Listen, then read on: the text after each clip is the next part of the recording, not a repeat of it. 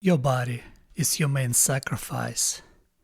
You have to constantly oppose your cravings, your desires, your urges. You have to keep this very sensitive balance between your body and your mind. It's strange dualism because you are your body and you are your mind. The question is, what more of you? Your body or your mind? And during all your lifetime, you're trying to understand this. What am I more? My body or my mind? And the way you learn, define who you really are. Because a lot of us degrade themselves into bodily addictions, into urges, into desires. We keep propagating our wrong ideas of life upon ourselves, but mostly upon the others, because we only began demanding from others the same lifestyle if this lifestyle is wrong. Because if you know the truth, if you know the wisdom, why would you be so angry about the world that lives in a different way? And wisdom comes from controlling your biology, from understanding your mind, from understanding yourself and your changes, and improving your subjective experience. You know, when you learn how to play a piano, for example, you start slowly. You're very controlling. You press one key at a time. You read music notes, and you keep repeating again and again certain simple pieces. And you're incredibly conscious of what you're doing. But in the end, your fingers begin running on their own across the keyboard, and you play music without thinking about it. You play unconsciously. You enjoy the music and you don't think about it at all. And the funny thing, once you start thinking about it, you begin making mistakes. That's fascinating because in some sense, what happened to us in real life. For example, you have a child, you have to help your child to become independent. You have to help your child to navigate through the world slowly, giving him or her a chance to show their agency. If you're too controlling, too possessive, it's incredibly bad for your child development. And then the same with the school or colleges. Because in school and colleges, good teachers supposed to teach you not what to think, but how to think. Because you can think about any objects, any ideas, any problems, but you have to learn how to think about them, what kind of approach to take towards certain ideas, and what kind of question to ask. Because we always ask questions, but if you got destroyed by bad teaching that they taught you what to think, you never developed critical thinking, and you became prone to ideological indoctrination. But when you learn how to think, then you decide for yourself what to think about certain things, and also you always try to adapt to new discoveries. And if your old way of thinking wasn't correct, you're ready to correct it when you find new information, new reasoning. And this new reasoning showed you that your old reasoning was incorrect, was fallible, was full of mistakes. This is, I think, very important. And then we go to the government. The tyrannical government treated their citizens like kids they don't trust. They think that you cannot trust individuals with their agency, and therefore you take away their agency and you enforce your ideological worldview upon them. And if someone decided to deviate, you squash this person, you destroy this person, because you cannot stand people's agency. It's the same as the game between body and the mind. In this state, the state itself turned into corrupted, incredibly weak body that pushes aside the mind.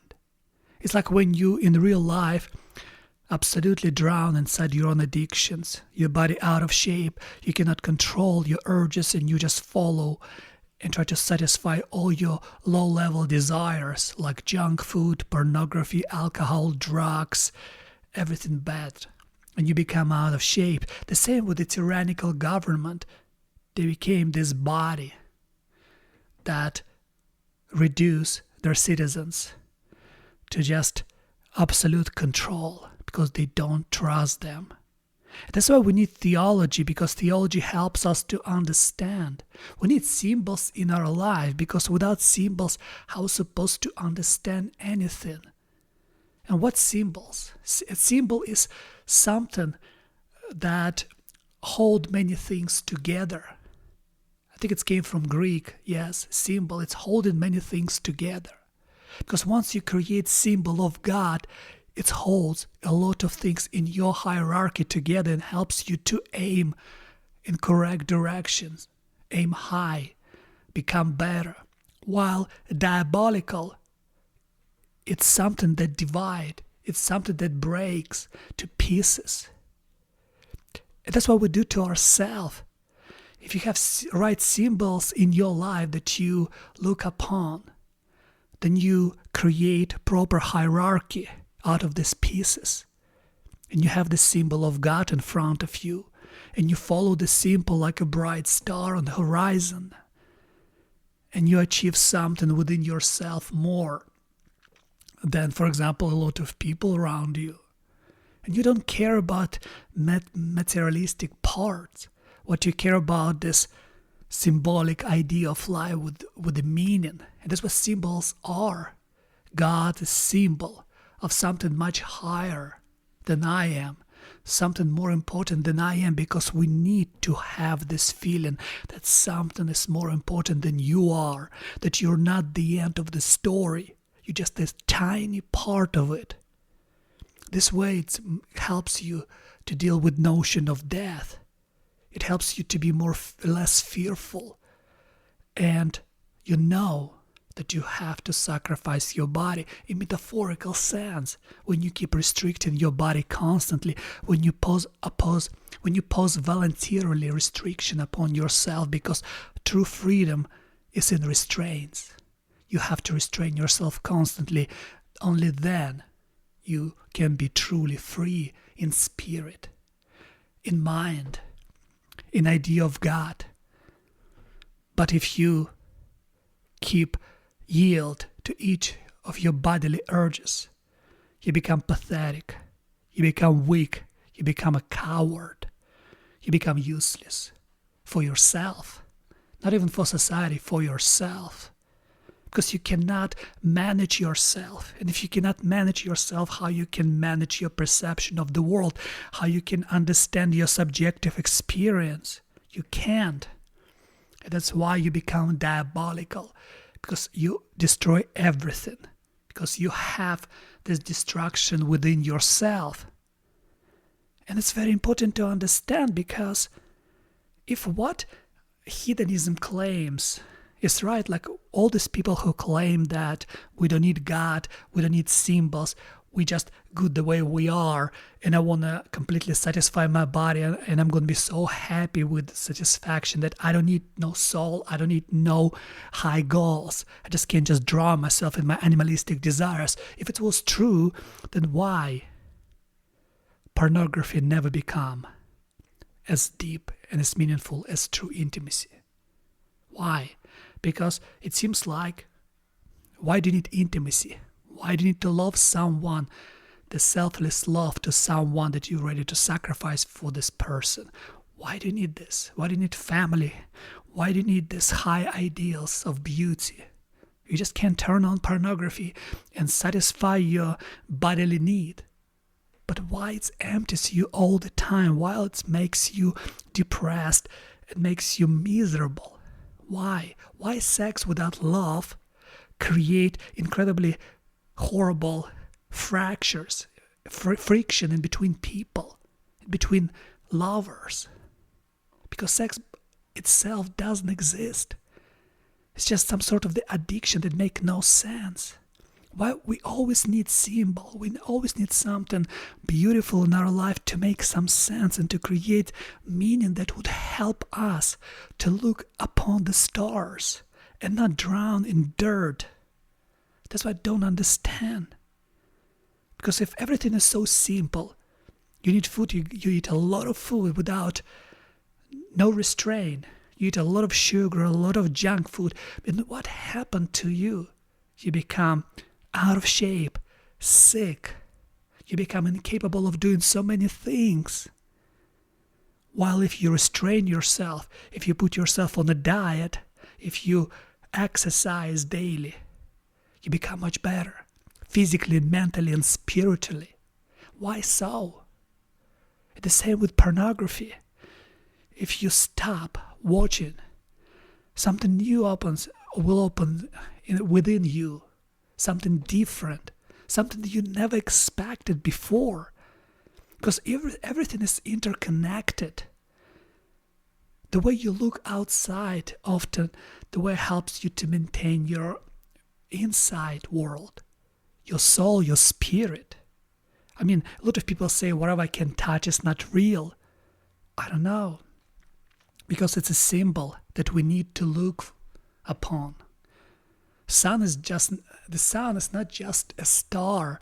It's a light, it's a warmth, it's a living, it's life, it's everything good that we need to survive. We need symbols. And we need less of diabolical ideas that divide us, makes us angry, and destroy us in the end. We will never replace religion with our bodies, with hedonism. We can pretend, but in the end we'll be divided because God in some sense is our mind, and our body is in some sense diabolical. Something close to Satan, you can even say Lucifer. Because you have to always control your body, because your body prone to do something bad. It's prone to distractions, self-distractions even, while your mind tries to be in control of it. And the more you control your body, the more you tame it, because you have this beast within yourself, this monster. That's why you have to be very, very careful not to give this monster too much. Because the worst thing can happen to you, you just become completely out of shape and your reasoning would collapse. And your life becomes so miserable, so depressed.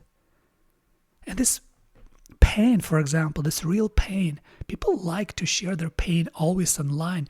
You have to keep your pain for yourself. You have to keep your suffering for yourself. Why? Because that's your real engine to fuel you with special energy, where you can look upon yourself and try to survive in a different way, try to look for solution, try to look for the new ways how to survive. Because once you share your pain, first of all, when you share your pain, when you talk about your pain constantly, especially online to a bunch of people you don't know, what you do, you in some sense make your pain less significant to yourself. Also, you give your pain teeth. But if you keep your pain for yourself, and if you try analyzing that it's normal, you have to have pain.